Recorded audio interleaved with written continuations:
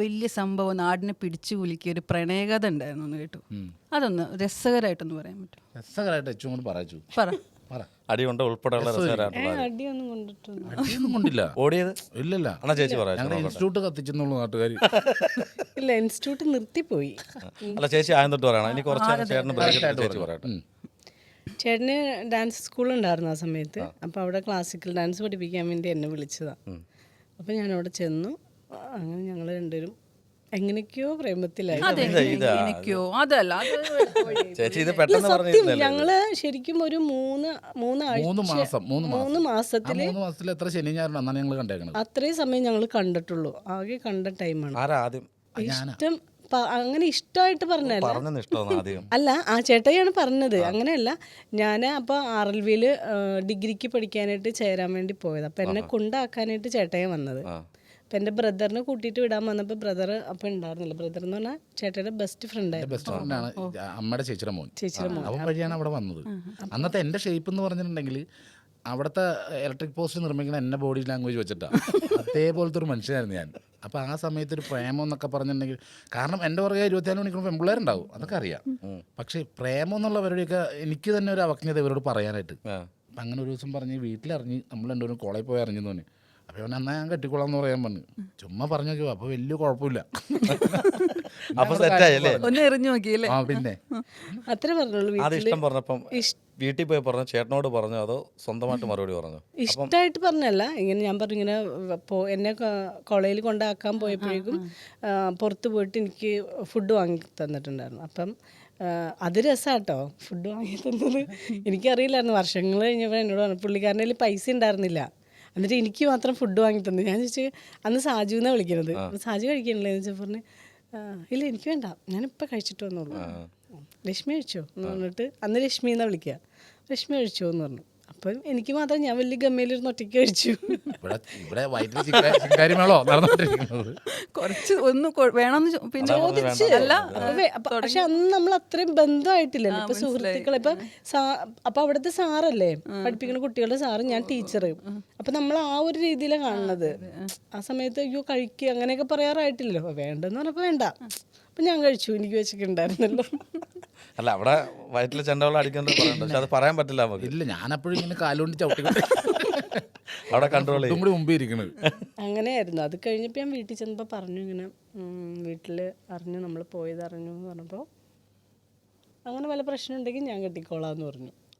ചേട്ടൻ പറഞ്ഞു ഓൾറെഡി ഇഷ്ടമാണ്, എറിഞ്ഞു നോക്കി. അത് കേട്ടപ്പോ പക്ഷേ ചേച്ചിയുടെ കണ്ണ് നിറയെന്ന് മനസ്സിലായി. അതല്ല ചേച്ചി, നിങ്ങൾ ആ കല്യാണത്തിന് ശേഷം കുറെ സ്ട്രഗിൾ ചെയ്യാൻ ചേട്ടൻ പറഞ്ഞു. അപ്പോൾ അത് ഈ കണ്ണീരിൽ തന്നെ ഉണ്ട്, ആ കരച്ചിൽ തന്നെ അത് കാണാൻ സാധിക്കുന്നുണ്ട്.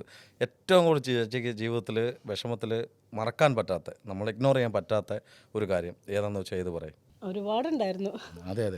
അല്ല എങ്കിലും ഇമോഷണൽ ആവുന്നത് തീർച്ചയായിട്ടും പല കാര്യങ്ങൾ നമ്മുടെ മനസ്സിലേക്ക് വരുമ്പോൾ നമ്മൾ കരച്ചിൽ സ്വാഭാവികമായിട്ടും വരും ചേട്ടാ. അത് ചേച്ചിക്ക് എന്ത് ഓർത്തപ്പോഴാണ് ഇപ്പോൾ ഈ ഒരു കരച്ചിൽ മീൻസ് ഒരു കണ്ണ് നിറയാനുള്ളൊരു കാരണം? കാര്യം അത് സന്തോഷമാവാം, പണ്ടത്തെ സങ്കടം ഇപ്പോഴത്തെ സന്തോഷമാവാം. അതെന്തുകൊണ്ടാണ് ഇപ്പോൾ ഒരു കരയാനുള്ളൊരു ഇടയുണ്ടായത്?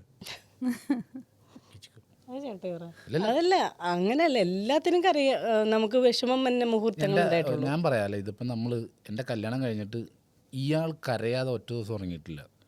കാരണം ഞാൻ അങ്ങനത്തെ ഒരാളായിരുന്നു. ഡാൻസ് പഠിക്കും മാഷ് അവിടെ എല്ലാവരും നടക്കണം, ഇതല്ലാതെ എന്നിലും ഇവരാരും അറിയാതെ അത് രാവിലെ ഒരു വണ്ടി വന്ന് നിൽക്കും, എന്നെ കൂട്ടിയിട്ട് അങ്ങ് പോകും. ഉച്ചക്ക് അവർ കൊണ്ടുവന്ന് ഇറക്കും. അപ്പോൾ ഉച്ചഭക്ഷണം കഴിച്ച് കഴിയുമ്പോഴത്തേക്ക് വീണ്ടും അടുത്ത വണ്ടി വരും, നേരെ കയറി അങ്ങ് പോകും. തിരിച്ചു വരും, അടുത്ത ആൾ കൊണ്ടുവരും.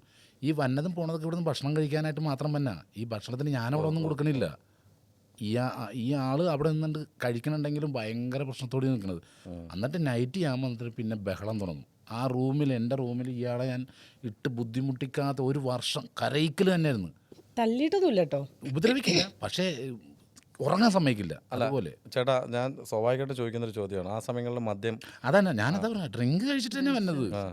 വന്ന് ഞാൻ ബഹളം ഉണ്ടാക്കുക ചെയ്തു. അപ്പുറത്തെ മുറിയിലൊന്നും ആരും ഒന്നും കേൾക്കണില്ല. മിണ്ടാതിരിക്കുമല്ലോ, മിണ്ടാതിരിക്കുമ്പോൾ അത് വിഷയമാക്കും ഞാൻ. എന്താ മിണ്ടാതിരിക്കുന്നത്? എന്നിട്ട് രാവിലെ നെക്സ്റ്റ് കട്ട് കാണിക്കുന്ന രാവിലെ കാലെ പിടിച്ചിരിക്കണായിരിക്കും ഞാൻ. സോറി. പിറ്റേ ദിവസം ഇത് തന്നെ. അങ്ങനെ എൻ്റെ വീട്ടിൽ അവസാനമായിട്ട് പൊട്ടിത്തെറിച്ച് ലാസ്റ്റ് ദിവസം.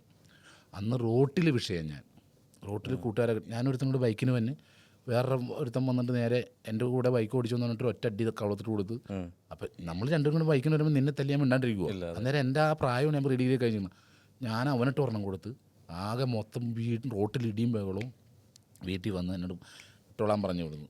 അപ്പം അങ്ങനെ എല്ലാവരും പ്രശ്നമാക്കി കഴിഞ്ഞപ്പോൾ ഞാൻ അവർക്ക് ബാധ്യതയാണ് വീട്ടുകാർക്ക്.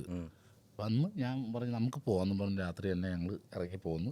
പോവാന്ന് പറഞ്ഞപ്പോൾ അല്ല ചേട്ടയല്ല പോവാന്ന് പറഞ്ഞത്. അന്ന് എൻ്റെ വീടിൻ്റെ വാർക്കലായിരുന്നു, വീട് വാർത്ത സമയം. അപ്പോൾ വീട്ടിൽ നിന്ന് അച്ഛൻ വിളിച്ചിട്ടുണ്ടായിരുന്നു, അപ്പം ഇങ്ങനെ വാർക്കലാണ് വരണമെന്ന് പറഞ്ഞിട്ട്. അപ്പോൾ ചേട്ടനോട് ഞാൻ പറഞ്ഞു ഞാൻ രാവിലെ പോവുകയാണെന്ന് പറഞ്ഞു. എവിടെ പോവാന്ന് ചോദിച്ചു. അപ്പോൾ അപ്പോഴേക്കും ആള് നോർമലായിരുന്നു, പോണേ ഉണ്ടായിരുന്നുള്ളൂ, വൈകിട്ടത്തെ പാർട്ടിക്ക് പോണേ ഉണ്ടായിരുന്നുള്ളൂ. അപ്പം ഒരു ബ്ലാക്ക് ഷർട്ടൊക്കെ ഇട്ടിരുന്നു, പുതിയ ബ്ലാക്ക് ഷർട്ടൊക്കെ ഇട്ടിട്ട് നല്ല ഭംഗിയായിട്ടാണ് പോണത്. ബ്ലാക്ക് കരയുടെ മുണ്ടൊക്കെ കൊടുത്ത് വലിയ സ്റ്റൈലിൽ ആൾ പോകും. അപ്പം ഞാൻ പറഞ്ഞു നാളെ ഞാൻ വീട്ടിൽ പോകും, വീട്ടിൽ നിന്ന് അച്ഛൻ അമ്മയും വിളിച്ചിട്ടുണ്ടായിരുന്നു പോകും കേട്ടോ എന്ന് പറഞ്ഞു. അപ്പം ഞാൻ വരട്ടെ, എന്നിട്ട് നമുക്ക് ഒരുമിച്ച് പോവാന്നൊക്കെ പറഞ്ഞു. അപ്പോഴേക്കും നല്ല ഇതിലാണല്ലോ നിൽക്കണത്. പിന്നെ ഞാൻ നോക്കിയപ്പോൾ ഒരു 8 മണി 8:30 ആയപ്പോഴേക്കും ആള് വരുവാ. വൈകിട്ട് പോയ ആളല്ല, ഷർട്ടിൻ്റെ ഒരു ബട്ടൺസ് ഇവിടെയാണെങ്കിൽ ഒരെണ്ണം ഇവിടെ. ഒരു 8 മണി 8:30 കഴിഞ്ഞപ്പോഴത്തേക്കും അനിയൻ വന്നു, ചേട്ടയുടെ അനിയൻ വന്നിട്ട് എന്നോട് പറഞ്ഞു സാജുല്ല വഴിയിൽ കിടന്ന് തല്ലു പിടിക്കുന്നുണ്ടെന്ന് പറഞ്ഞു.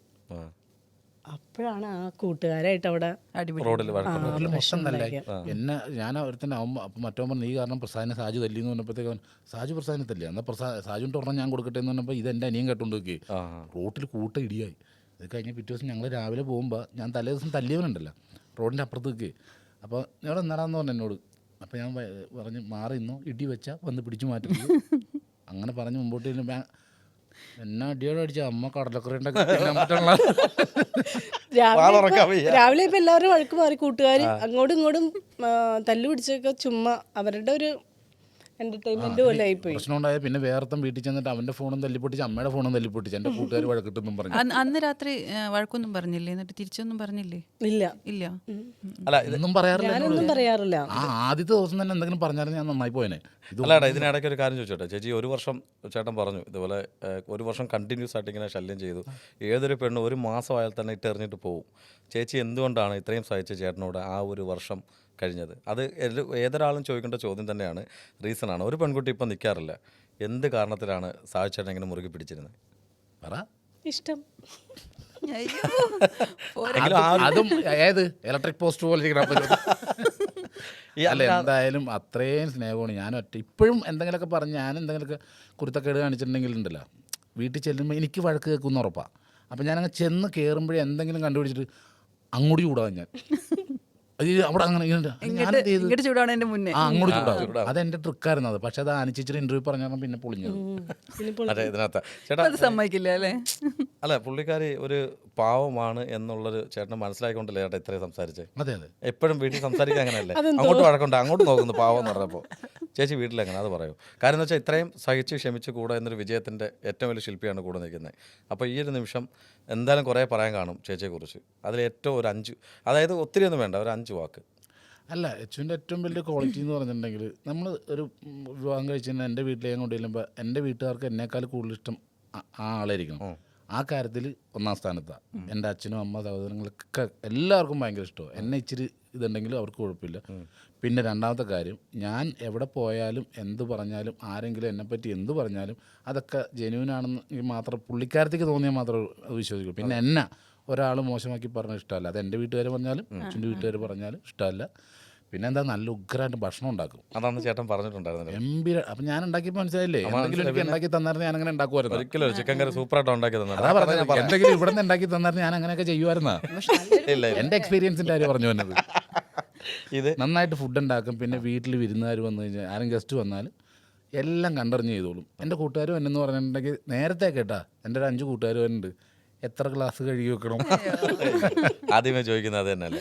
അത് ഒരു ഭയങ്കര ഒരു ഗ്രേറ്റ് സപ്പോർട്ട്. ആ സമയം കഴിഞ്ഞപ്പോൾ നിർത്തി. പിന്നെ നമ്മൾ ജീവിതത്തിൽ തനിച്ച് താമസിച്ചപ്പോൾ ഞാൻ പഠിച്ച് എന്തായിരുന്നു എൻ്റെ പ്രശ്നങ്ങൾ എന്തായിരുന്നൊക്കെ. ഒരു നാണം ഇല്ലാണ്ട് ഞാൻ പോയിരുന്ന ഭക്ഷണം കഴിച്ചിട്ട് പോകുന്നു. ഇയാൾക്ക് അങ്ങനെ കഴിക്കാൻ പറ്റും വീട്ടിലില്ല. അവരെല്ലാവരും ജോലിക്ക് പോയിക്കൊണ്ടെന്ന് അമ്മയുടെ പൈസ കൊടുക്കും. അമ്മ കൊണ്ടെന്ന് ഇയാളുടെ പൈസ കൊടുത്തിട്ട് പറയും അവരൊക്കെ തരുമ്പോൾ എന്നെ കൊണ്ട് തന്നെ നോട്ടാന്ന് പറയും. അങ്ങനെ ഇതൊന്നും ഞാൻ ശ്രദ്ധിക്കണില്ല. പക്ഷെ അന്നത്തെ ആ ഒരു ദിവസം കഴിഞ്ഞ് ഞങ്ങൾ വാടകയ്ക്ക് താമസിച്ചപ്പോഴത്തേക്ക് ഒരു ഒറ്റമുറി വീട് വാടകയ്ക്ക് എടുത്തു. 3000 രൂപ കയ്യിലുണ്ട്. ഒരു കൂട്ടുകാരന് വാങ്ങിച്ചാൽ 600 രൂപ വെച്ച് 3 മാസത്തെ വാടക 1800 രൂപ. ബാക്കി പൈസക്ക് ഒരു പായയും 2 തലയണയും ഒരു കപ്പും ബക്കറ്റും ആണ് ഞങ്ങൾ കൊണ്ടുവന്ന് കുളിക്കാനായിട്ട്. അങ്ങനെ ജീവിതം തുടങ്ങിയതാണ്. 3000 രൂപ തുടങ്ങിയതല്ലേ? 3000 തുടങ്ങിയതാണ്. പിന്നെ അതിന്മേൽ കുറച്ചുകൂടെ മെച്ചപ്പെട്ട വീട് എല്ലാം സൗകര്യമാക്കി ഇപ്പം നല്ലൊരു വീടൊക്കെ വെച്ചിട്ട് അത് വിറ്റിട്ട് വീണ്ടും വാടക താമസിക്കുക. അല്ല, അതൊക്കെ ഉണ്ടാവും ചേട്ടാ, തീർച്ചയായിട്ടും ജീവിതത്തിൽ അതുപോലെ രസകരമായിട്ടാണ് പറയുന്നത്. അത് വീട് നഷ്ടപ്പെട്ടിട്ടും അതുപോലെ രസകരമായിട്ട് പറയാൻ കഴിയുന്നെങ്കിൽ അത് ഇപ്പം നമുക്ക് ഒരു ചോർന്നൊലിച്ച വീട്, ഒരു ഇടിഞ്ഞു പൊളിഞ്ഞ വീട്, അതൊരു വീടില്ലാത്തവൻ്റെ സ്വപ്നമോ. അതെ, ഈ വഴക്ക് പറഞ്ഞ അച്ഛനും അമ്മ ഉണ്ടല്ലോ, അത് അച്ഛനും അമ്മ ഇല്ലാത്തവരുടെ സ്വപ്നമോ. അതെ, തീർച്ചയായിട്ടും. അതെ, തലതെറിച്ച മക്കളില്ലേ, അത് മക്കളില്ലാത്തവരുടെ സ്വപ്നമോ. അതുപോലെയാണ് ഞങ്ങൾക്കിപ്പോൾ ഞങ്ങളുടെ സ്വപ്നത്തിനേക്കാളും കൂടുതലും മറ്റുള്ളവരുടെ കാര്യത്തിൽ ഞങ്ങളുടെ ഓട്ടവും ചാട്ടവും ഒക്കെ അവർക്ക് വേണ്ടിയിട്ടാണ്.